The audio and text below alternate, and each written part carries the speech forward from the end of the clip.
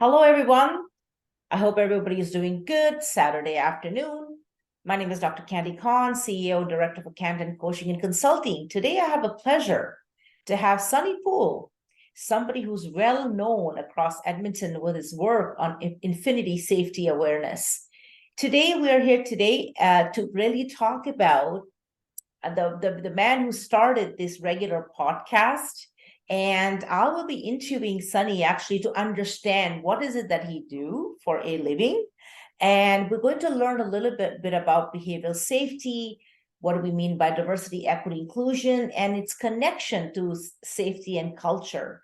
So before I go any further, I would like to acknowledge that we're all located on Territory 6, which is our treaty land acknowledgement.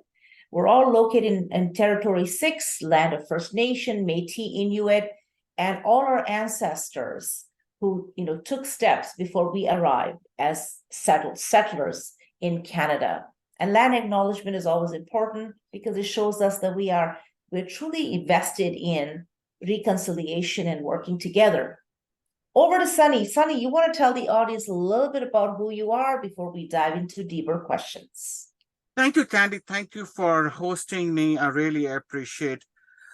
My background is I'm from India, came to Canada around 2000, joined the armed forces.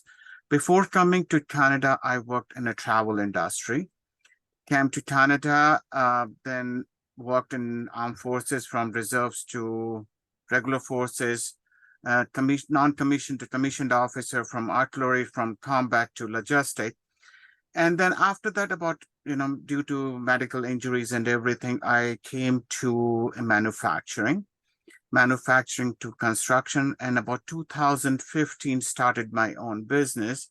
And when the COVID happened, it was a learning process, right? When we were settling down in Canada, we become foster parents too, did fostering for 12 years, adopted a child, kids grew up, learned so many things. And eventually, when I settled down in my safety business, or when I love what I've learned in my past and implementing that, and it helps me to understand what is important, why we need the safety is needed, why the importance of our culture. Culture can be your economical, could be religion, but what we are doing, how we are behaving, how we are communicating, that is important, and that is safety. And that Perfect. and that basically, it help us to settle down. When you said, when reconciliation and acknowledging, that is our culture, that is our behavior. Brilliant. What a rich and fantastic experience. Thank you for sharing that, because we really need to know the person behind the scenes. I mean, why are you doing all this wonderful work in the community? So let me ask you this simple question just to frame this discussion in this podcast, that this idea that this terminology we often hear is behavioral safety. I would love to learn more about this terminology called behavior safety. What is it? Behavior safety, what I will tell you in a simple term, Candy, is proactive. So think about this. When you are going and getting ready for, say, I don't want to be genderizing, when you are ready for cooking, do you have your ingredients? Do you have your pots and pan? If you're putting anything in an oven, do you have your gloves? If you're inviting someone at home, what you're doing? You're preparing a menu, you are asking them, are they allergic, any dietary restrictions, how they will be coming, you are sending them a location of the house, everything is done, right? You are not doing this once they have started from home. That's pre-planning, right? That is a behavior because you are thinking about it. Bring that same concept in work area.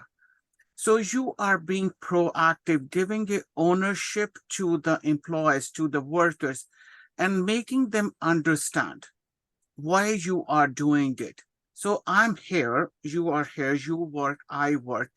Do we work? Why we are working? Basically, we are working because we want to earn living, and we are earning the living or the bringing the money home for what?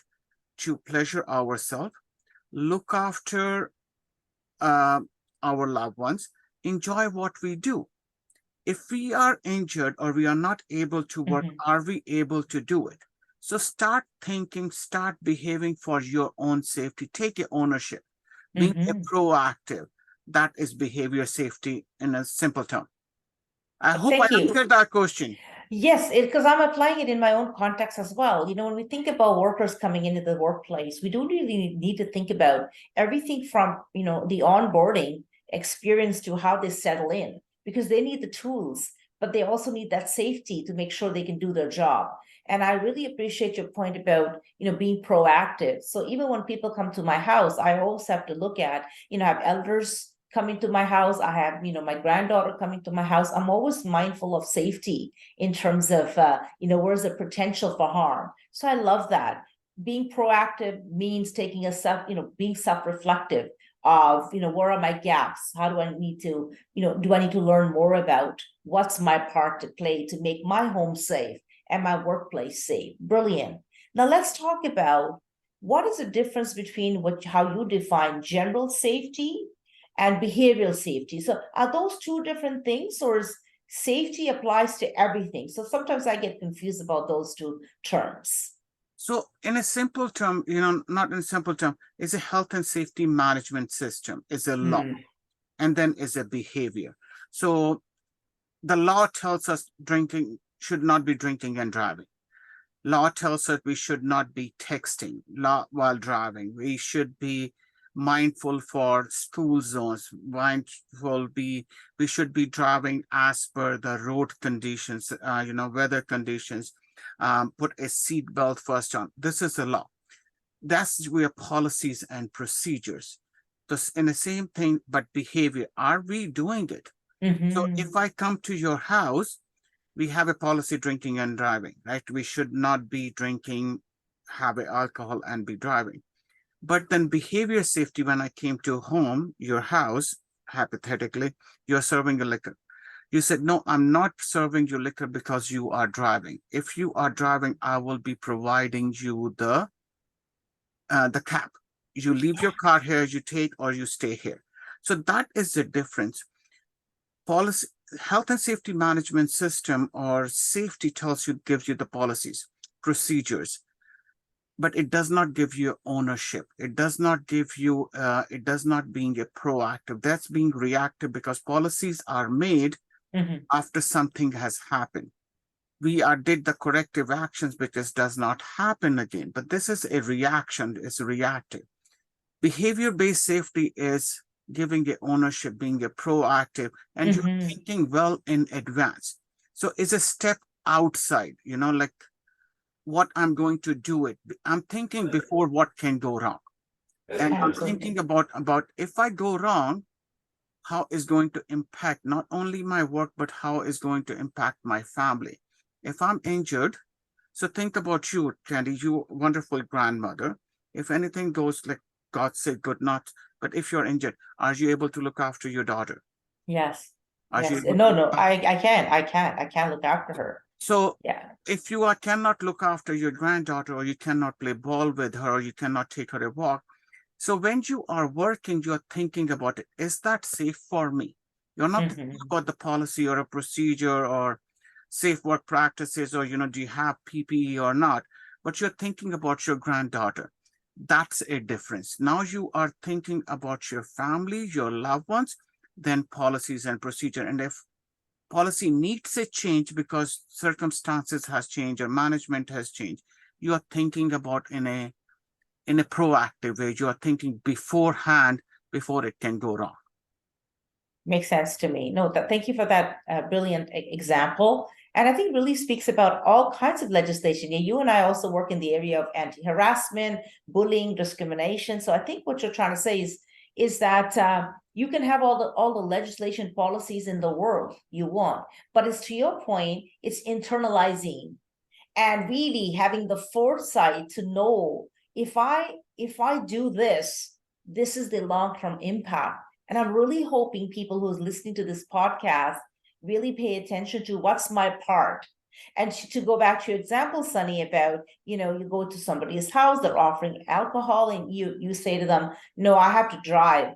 I would go even a step further and say then the bystanders who are there witnessing need to also, say to the host, we got to be careful, not give people too much alcohol. So I think there's something to be said about individual responsibility, but also the collective responsibility.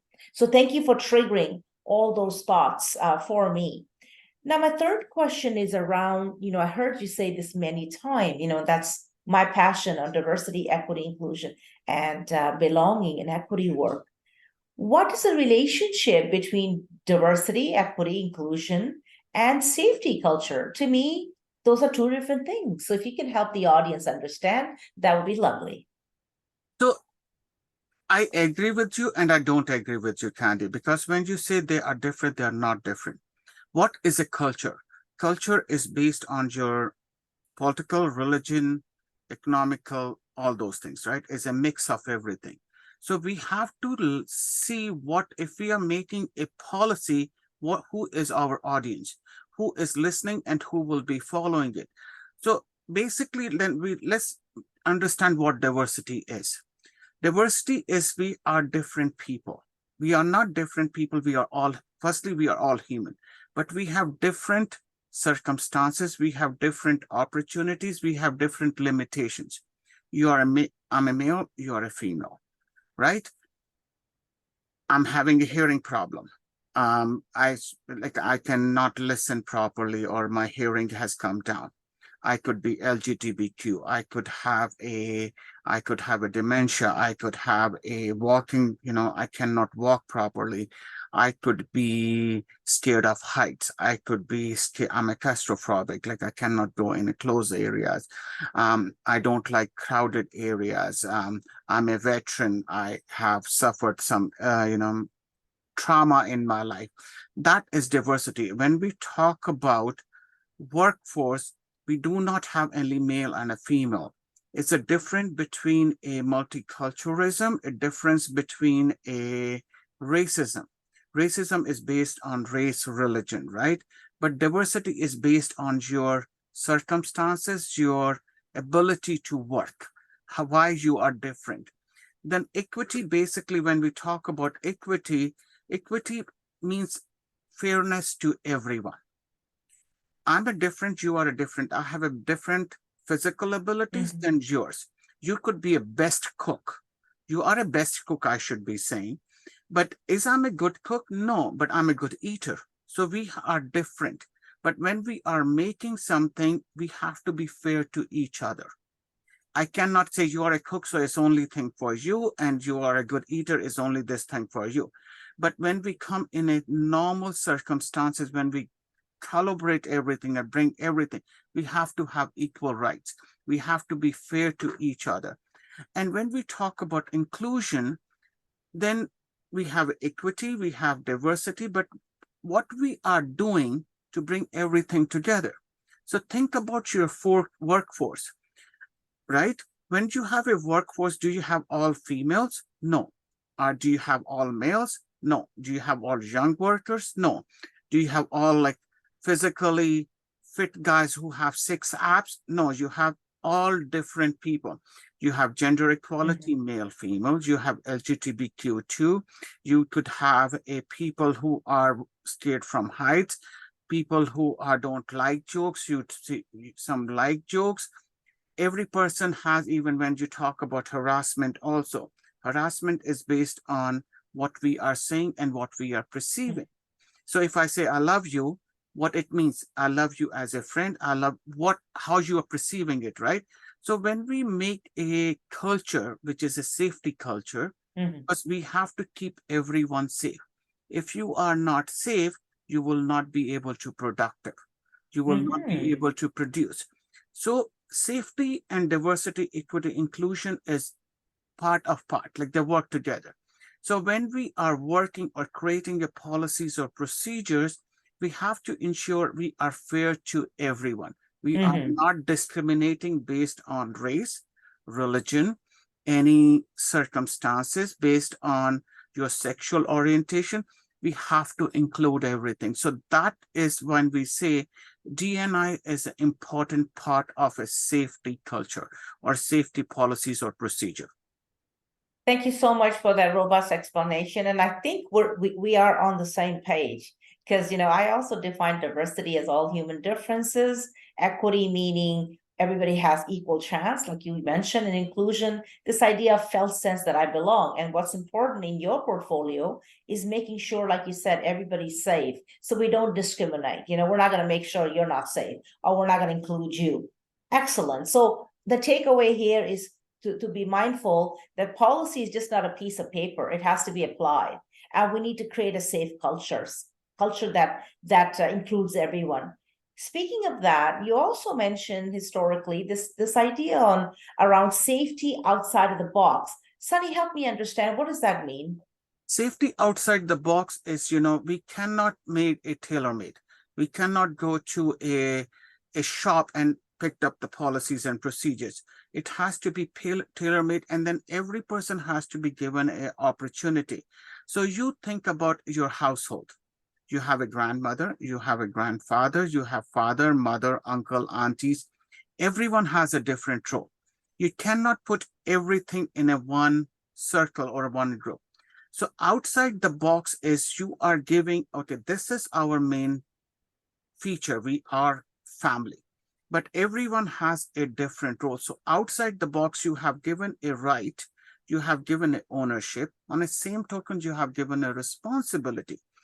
You are a grandfather, what you are going to do in this situation. You are a grandmother, what you are going to do. So you're thinking outside the box. You are not putting everyone together. You're putting everyone together, but giving it ownership based on their task, their role, their responsibility.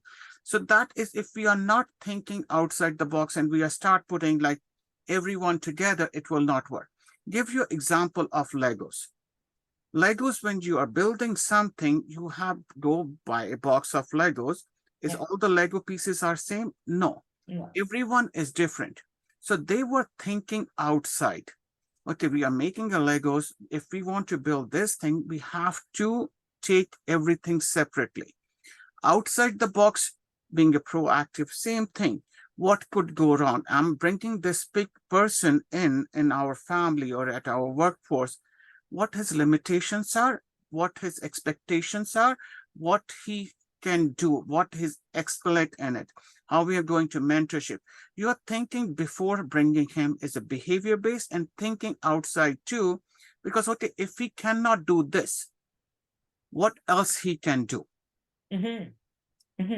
Thank you. So this ties all the way back to the first question as well. Having that foresight, thinking ahead, not waiting for an accident to occur, right? Using your past experience to even forecast, where's these potential for harm, and being proactive and of course changing the behavior to make sure everyone's safe. That sounds brilliant, and I just hope more people think like that, because you can never anticipate what could go wrong. Now, this all sounds fantastic, Sunny, and I'm also mindful of our time together. One thing I would love for you to talk about, because I see this on Facebook every Sunday, you go out with your group of volunteers on 109th Street in Gurnu, and I see you with all this fabulous food displayed, and then I see there's a very long lineup of people who come by, and you basically say to them, hey, if you need something, here it is. I'll be, I'm just going to learn so much from you. This work you started, could you talk a little bit about this community work that you're doing? Why are you doing it? And what do you do?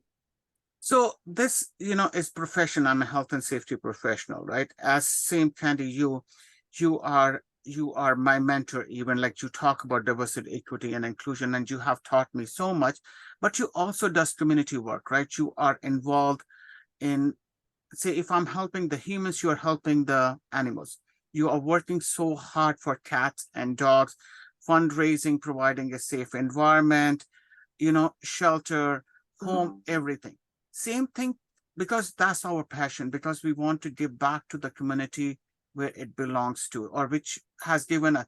We are not here by birth, right? society, community has helped us because we are social animal.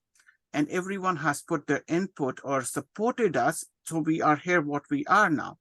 So same thing happened. If I go back, the COVID happened, right? Yes. Everyone was stuck at home. People did not have money. Not everyone is privileged. Everyone has restrictions. So what we can do? So I was at the store and they were throwing the food because it was not good anymore. But I said, the food is good. It's just the date is no expiry is the best before, but it's a perception because it's still eatable. It's still consumable, is everything. So start working on it. So start collecting the food. I said, okay, then I start posted. If you need something like we started from bread and bakery, and see if you like it, or if you don't have it, come and take it and you freeze it and then you can use it. And we thought it will be good for a year and a half. And as soon as the COVID is over, everything will come back. It did not happen. So, but the need, I saw it. So we start working on it, putting more efforts, doing more things, involving more people. So when we start doing it, we realize there are more people. So I start talking to more people. They have started giving. So now we have bread, bakery, produce, meat. Recently, I say, one family donated 7 bags of clothing, which has shoes, school going stuff, winter clothing, anything and everything. So they don't need it. If you don't need it, they said it might go in the garbage, might go in, it will be wasted.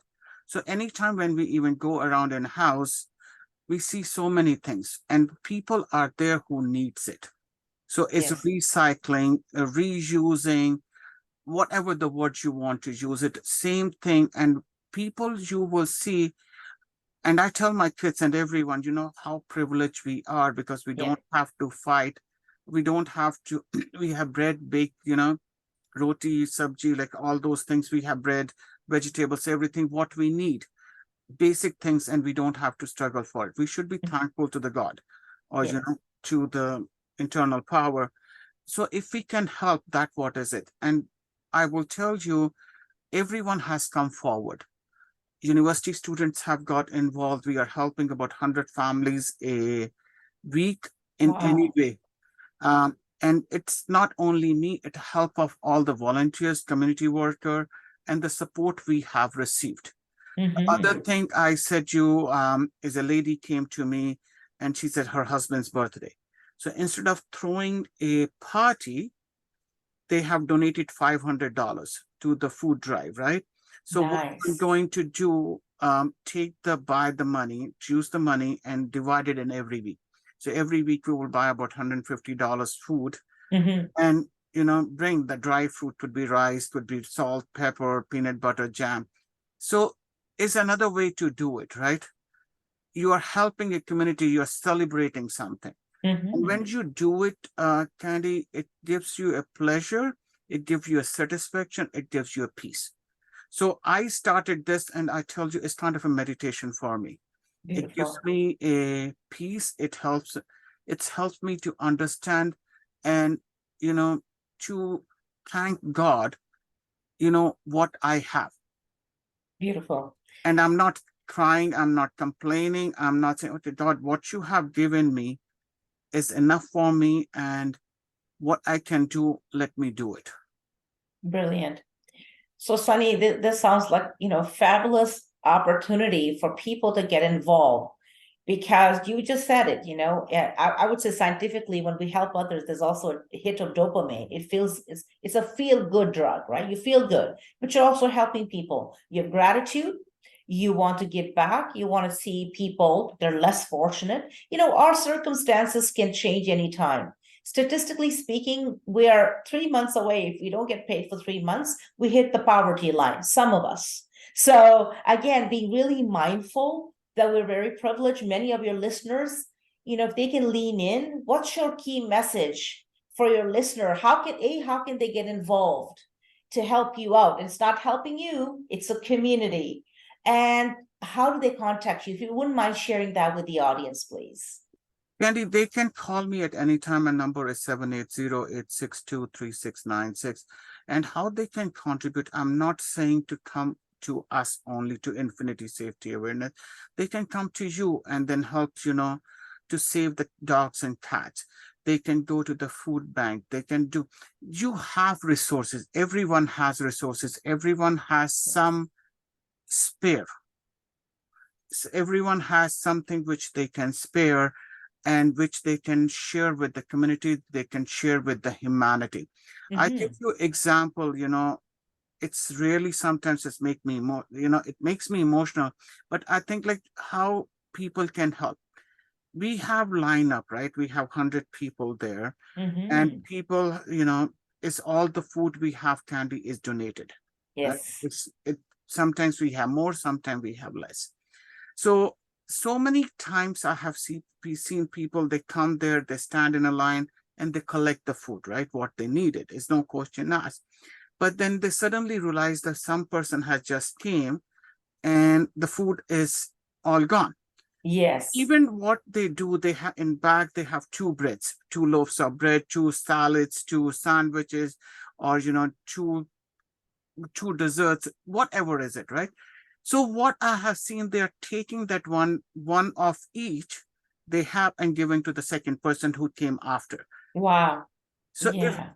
that is sharing, even they said, okay, one thing we can manage with the one loaf of bread too, but he Wow. does not even have that. So they are Beautiful. Beautiful. that Yeah. what is it? And I will tell you, like last year we had argument. I should not be saying we had a discussion. Is a lady who come and come to the food drive. She has a minimum resources, right? If Candy gives $100 or $200 donation, yes, it's wonderful. That lady, I will tell you, she went on different places, start collecting the pieces of the cutting or the clothing, right? Or the small pieces of clothes from anywhere and everywhere. And she made a wonderful baby blanket. Wow.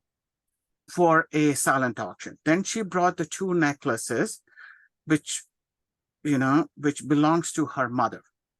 And she wanted to give for the silent auction. I said, why you are giving this? This belongs to your mother. You have limited resources. Why don't you give it to your daughter or a granddaughter? She said, no, this is more needed. Even Totally. even if we make $20 out of it, that will be my contribution. Totally. So that what I say, and the message I would like to give, everyone has something. Absolutely. So speaking of donation and speaking of silent auction, I think this is a perfect segue. And if you see a tail go by, that's my rescue cinnamon just roaming around. Speaking of contribution, how you can help, donation, auction. Sunny, do you want to put a plug in for November? Because you do have an event coming up, and there's a perfect opportunity for people to help out. No excuse. You got to have an item laying around somewhere you can donate. We can auction it off. I actually picked up a really nice sari last year, and it's beautiful. So anything you can donate, anything you can put out, buy the ticket. It's all going for the good cause. So Sunny's you're not going to pocket the money. I can testify to that. So Sunny, please share with the audience this phenomenal session or the event coming up in November and how people can get involved and help you out. So November 3rd, 25th, we are doing a celebration of inclusion as a third event. You have been to the second and first one too. RCMP also has got involved. Edmonton Police has gotten, City of Edmonton has got involved now because they have seen how we are helping. So what I can request, if you have something which could be silent auction, like, or if you would like to donate any money, and if you would like to come and attend, is a $50 a ticket per adult, which includes your meals at the Royal Palace and all the culture event. And after that, the dance floor will be open and you can enjoy as much as you had. We have a wonderful DJ. Culture events will include the Chinese, Philippines, South African drummers, Aboriginal culture, Bollywood always. So those things you will enjoy, and there's a $50. Even if you go for a buffet, it's about $35. Totally. So is the money we are using And thank you to the Royal Palace also, the Raja Nagpal. He has been so wonderful, like whatever the thing, sometimes he said, use that thing. Because when we Beautiful. are transporting the goods, right, or collecting something, appreciating the volunteers, the money is needed. Always when we are doing something, you need the people, you need the money, you need the time. Beautiful. So anything you can do for the community, I will really appreciate. If you can come and help us, you know where to find us. You can contact Candy, you can contact me, you can contact any volunteers. My request to everyone is please do, if you cannot help me, but do help any community work, any social work, or any work which can help other people. But please do get involved. Brilliant as always, from one educator to another, a diversity to an occupational health and safety specialist, and from one volunteer to another. I think our message is very clear. Get out there, help people. Like, we cannot change this world for the better. We can't leave a legacy behind, nor can we improve conditions unless we take ownership of how we're showing up. So who do we have control over? Ourselves. So buying that ticket, taking part, showing up on Sunday, collecting the food, distributing the food, many, many ways. And if you're looking for other opportunities to volunteer, contact us. Sunny, it's been a pleasure to talk with you. But Candy, before I go, Yeah, sorry, before you go ahead. sorry, Yeah. because you are involved so much in cat and dog rescues, and we were talking a few days back, and basically we talk every day, like, you are really struggling to find a place or food for cats and dogs, and one cat especially which need a surgery where you need about 7 grand. Why don't you talk and appeal for the money for even that person, that reason too? Boy, Sunny, we might need another separate podcast, and I need to bring all my experts on the panel. I just want to leave the audience by suggesting, look, there are over 70,000 cats. I'll just speak about the cats in particular. There are roaming in Alberta because what has happened is lots of pet owners are not understanding that they need to neuter and spay their animals, whether it's a dog or a cat. And what happens then is these cats and dogs, especially cats, as young as 8 months, that was yesterday, are having babies. And so that's how they multiply. And what happens is with a lot of these cats, they're not taken care of. They get infections. They're not spayed. They don't have the vaccination. So then they get diseases. Families with low income want their pets because that's their companion, but they can't afford the food. Sometimes we have a pet assistant program right now. So my request to anyone on this podcast who's listening, took the time to hear us, know this: we don't pocket the money. At the moment, I'm going to grab my cell because I can't go by memory. I am supporting 7 rescues. I am donating as much as I can. I am helping agencies connect with each other. But one of my top ones right now that I would encourage everyone to get a hold of is Edmonton Cold Weather Animal Rescue, Zoe's family, so Zoe's Rescue, the SCARS. There's so many rescues at the moment. I'm also helping the pet assistant in Alberta, anybody with low income. We can supply them with food, litter, anything else they need. So think about it. The animals are, they are vulnerable spirits. They can't speak for themselves. They can't advocate for themselves. So the least we can do, I see all these community events, and I see, luckily a lot of people have, they have good income. They live in really nice homes. I think they can all afford a few dollars every month, which will go to a good cause, saving a life. That's what we do. We save lives. Right now, one of the rescues have 321 cats that were abandoned. Some souls who can't afford to take care of the animals, they will leave their animals behind in an apartment until the landlord discovers them. Many are now leaving their animals in a box outside of a rescue. All the rescues are they're overflown, like they are overflowing, I should say. There's no capacity. They're exhausted. They're in tears. They can't do it anymore. because the money is running out. People are emotionally distraught, so you can't look after animals. So my plea to everybody is, if you have a heart for humans, go speak with Sunny. He will help you figure out a plan to help people. If you're passionate about animals, come speak to me and I will find for you 6 or 7 rescues. They're desperate for funds. Thank you, Sunny, for the platform. Like I said, I'm not an expert in the field, nor am I a veterinarian. We're going to have to do a podcast with a veterinarian, a manager of a rescue center, and then we'll give the audience a more robust analysis of what's happening. Thank you for your time. Thank you. And as with Candy, I want to echo her words. If you can, please help anyone and whatever you can do. Thank you, Candy. Thank you for your time. And thank you for all the education today. And again, to the audience, anything related to occupational health and safety, please contact Sunny. Please come out in November, support us. Love to see you there. I don't go to many events, but that's the event I'm not going to miss because the funds are going for a good cause, which is to serve the most needy individuals in Edmonton. Have a fabulous day, everyone.